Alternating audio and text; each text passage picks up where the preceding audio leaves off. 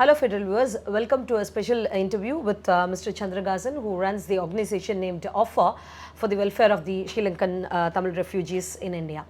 Recently, Supreme Court came up with an observation in a case where the court said India is not a dharamshala to accommodate all kinds of refugees.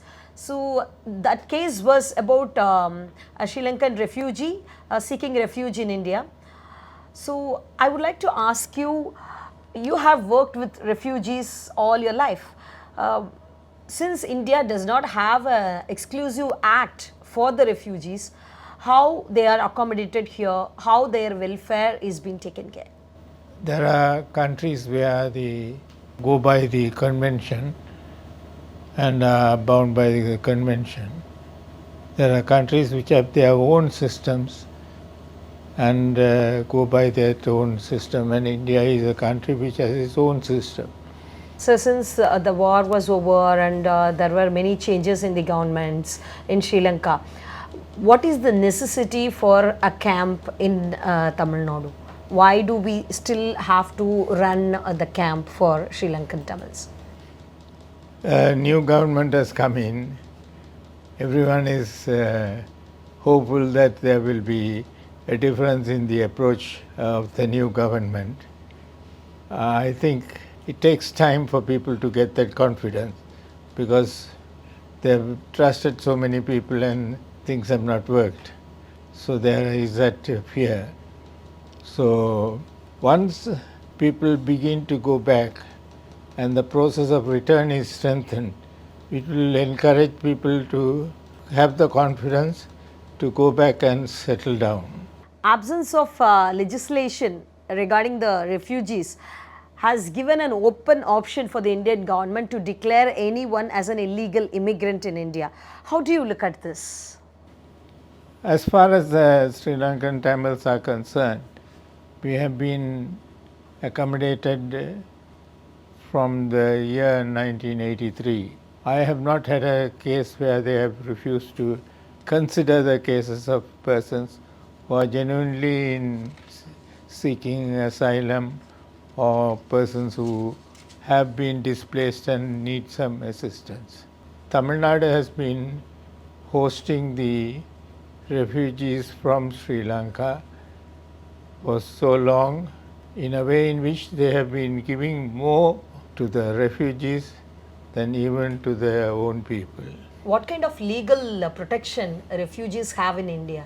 The normal provisions of the Indian Constitution, which provide for the safety and security of life of individuals, will apply to all persons.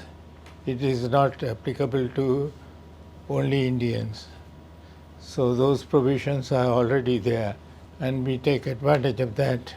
But then, to the extent possible, the generosity of the people has been shown by the way in which they have taken care of the people. I want to dig deeper into that generosity. What are the living conditions of the Sri Lankan Tamils in the refugee camps? What kind of facilities do they have? How do they live? Are they entitled to education? What kind of health facilities do they have? What it means to be a refugee in a camp? They have the rights of all similar to that of the Indian citizen, except that they don't have the citizenship. But facilities which are available to the local citizens, some of them the refugees may not be able to access.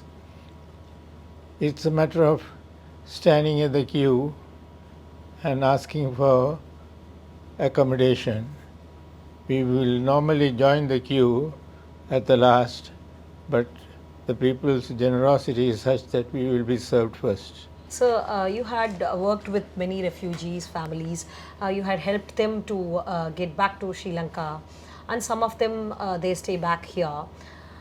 What kind of legal framework do you advocate that the Indian government should take up to care for the refugees in a humane way? There should be some interest shown in supporting the effort that we make in encouraging people to go back to their home country. The refugee is a refugee until the problems are over and must get back to their own country. While they are living as refugees, they are able to empower themselves by education which can help them when they go back. They learn skills they can take back.